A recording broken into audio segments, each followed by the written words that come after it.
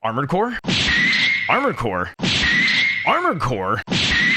After a 10-year hiatus, FromSoft is back with one of their most beloved series. The last Armored Core we saw was Verdict Day around 10 years ago, and in the intermittent time, we have seen FromSoft come out with a little-known series known as Dark Souls, another couple little games known as Sekiro and Bloodborne, and this little hit that they may have had last year by the name of Elden Ring.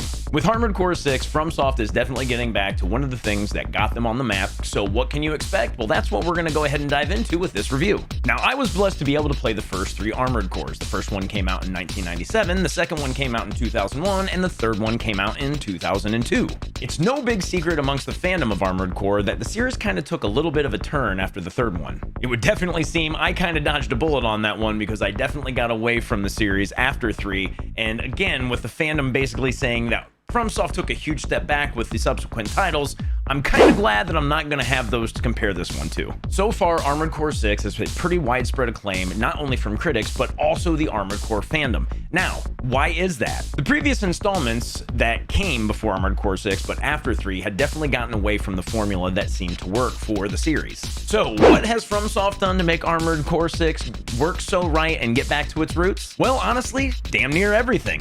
The mech variation is here again, the splodies are here, all of the things that you want from one of these games is actually been re-injected into it, along with a lot of control improvements and a lot of other things that have always made the series just a very nice, fun standby for people who were action junkies and wanted to hop into a giant mech and blow everything up. This series has always been about what do I need to shoot, how many different ways can I shoot it, and are there other neat ways for me to blow everything up? FromSoft got back to that with this title, and it definitely shows when you get into the meat of the game. When you first kick off in the game, you're just the normal, basic Armored Core mercenary out in the world trying to find their way and make a little bit of money in the meantime.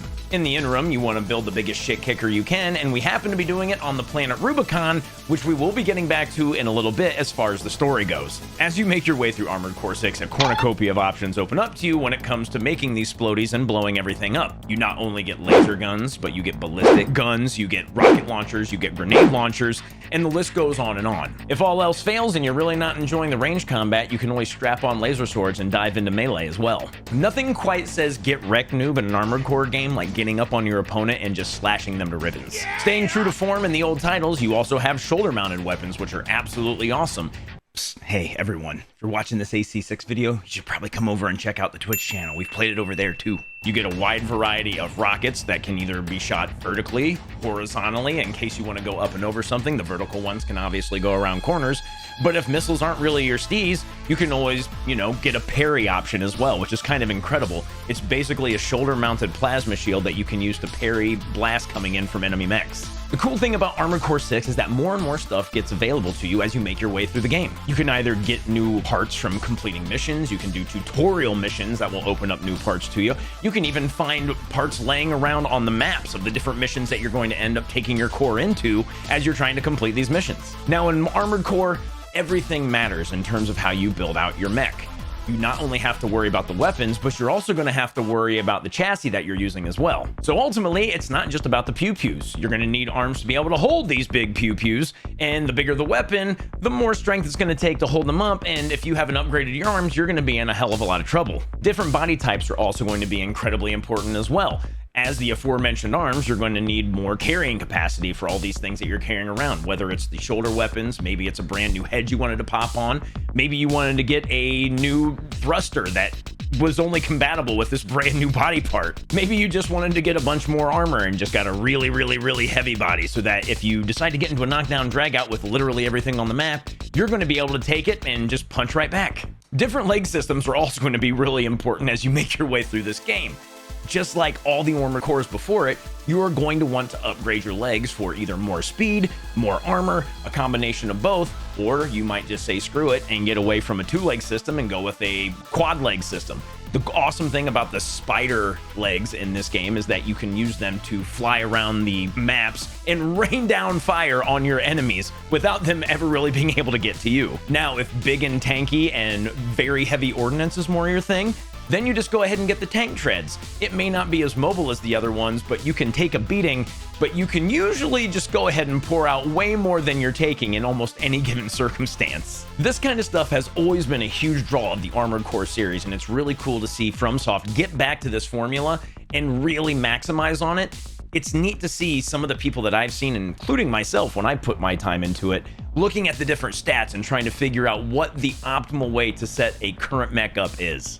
With that, the game definitely encourages you to get out there and experiment with all these different parts, putting together different leg and arm systems with different core systems, even different heads, weapon systems. I think this is something that makes the game very interesting and something that is going to keep people very interested. You can absolutely find broken builds in this game, ones that you know you can carry into any mission, but they're very few and far between, and again, it takes a lot of experimentation to actually find these. Otherwise, while you're making your way through the game and you're in these different missions, it will encourage you to swap out the different parts to make sure that you're operating at peak capacity. I feel like this is a very strong attribute of Armored Core 6. Reason being is that you can't just lean on one catch-all build. It's going to encourage you to explore all the different content and put together something for individual situations and not just make it a huge bore snooze fest of you just going in with the same thing, looking at everything, blowing it up instantly, and then moving on with your life. Now, one of the greatest things about what I just mentioned when it comes to being able to, change out all your systems for these different missions, there are sometimes checkpoints in the missions. And if you find yourself having a really hard time with a current build, as long as you have the parts in your possession, you can freely swap out between mech parts if you just got destroyed by them just letting you do it. It's absolutely amazing. It's one of the coolest things about this game, and it's something that you've never been able to do before with any of the Armored Cores, at least from my recollection.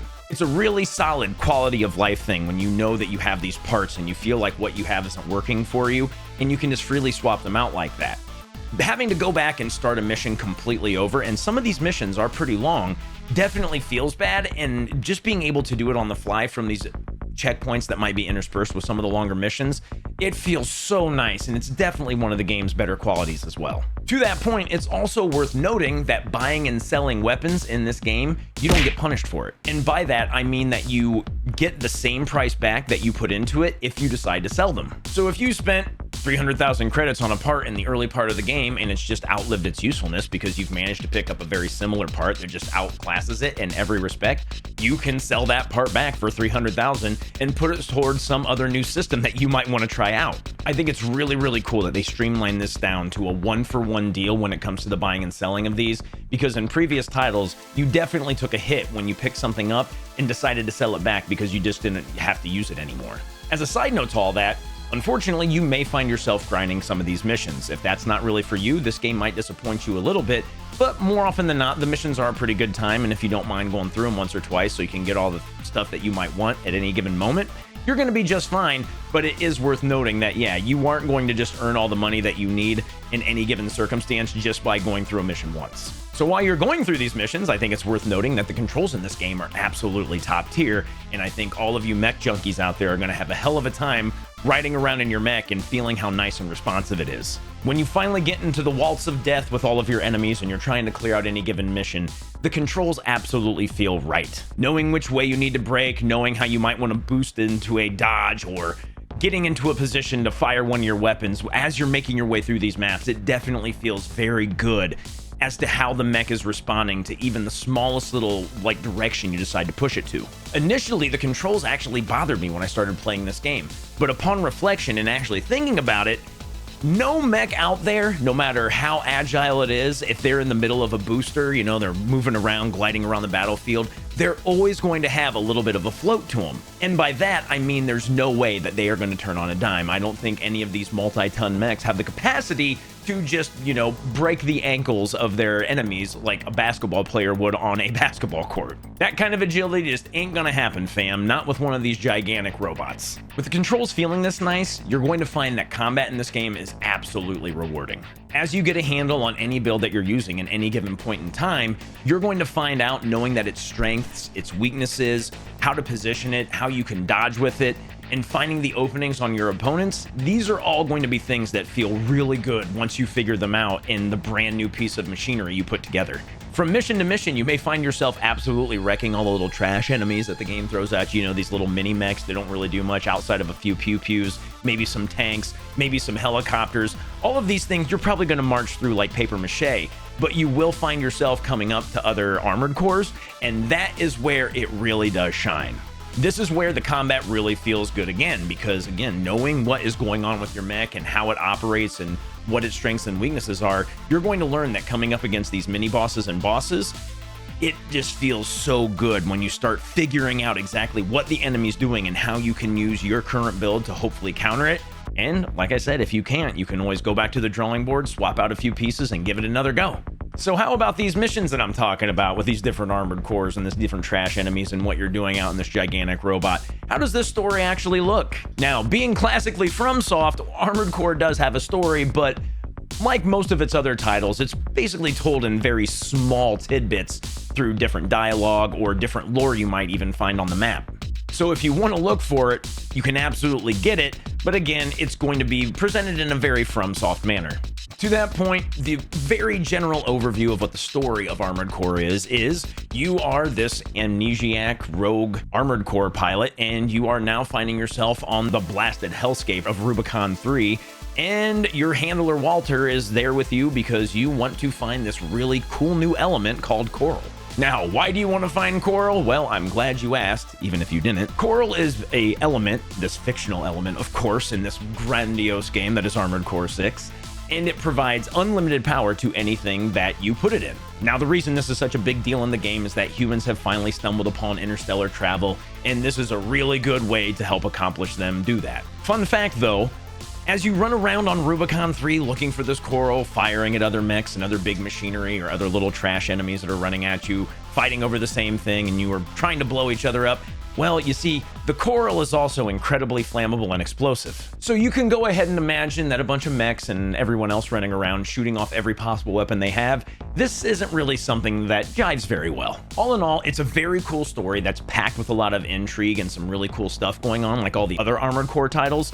But again, it's not really the focus of what they're doing with this game, and it's kind of there as an afterthought, but it's still really neat if you want to look for it in the middle of just blowing everything up that you come across. Now, that said, are there any negatives with Armored Core 6? Well, like all games, there absolutely are.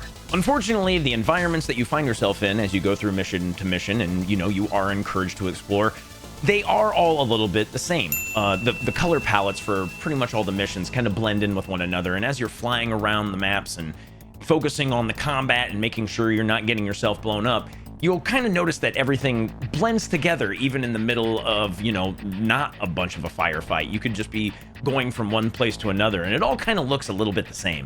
As noted before as well, if you're a gamer like I am, and I don't mean like gamers and god tier gamer, I'm talking about just the kind of game that you enjoy, you're going to find that you're not just going to be able to march right through the game.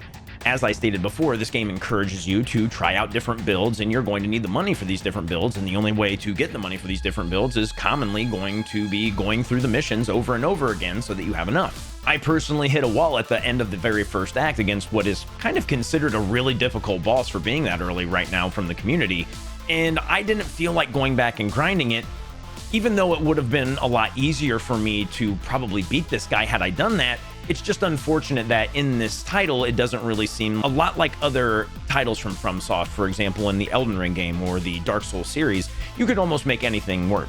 In Armored Core, that isn't really the case. Again, you are encouraged to get out, you are encouraged to make more money so you can get these different parts and try different combinations for different situations.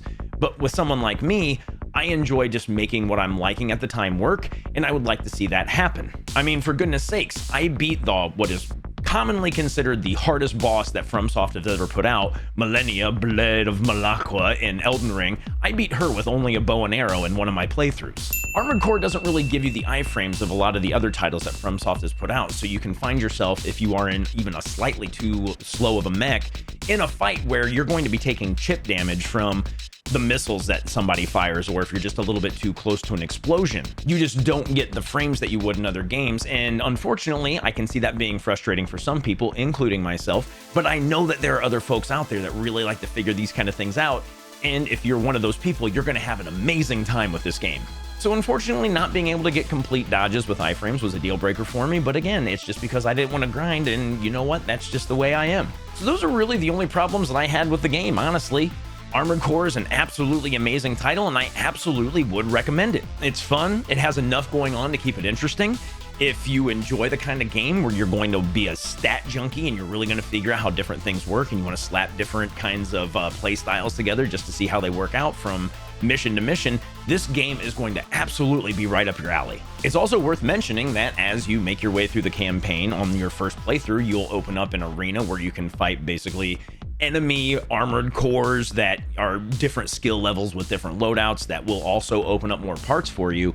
And as you make your way through, you'll also open up another arena that is a strict multiplayer. This is really cool because you can take any of the mechs you've built or any of the presets that you have, and you can go out and try to fight other people online, or if you so choose, get together with 2 of your friends and go into 3-on-3 battles with other people who are out there doing the same thing. I think it's really cool that FromSoft kept this one fresh by doing that for the player base, and if the multiplayer isn't really your thing, there's always New Game Plus runs.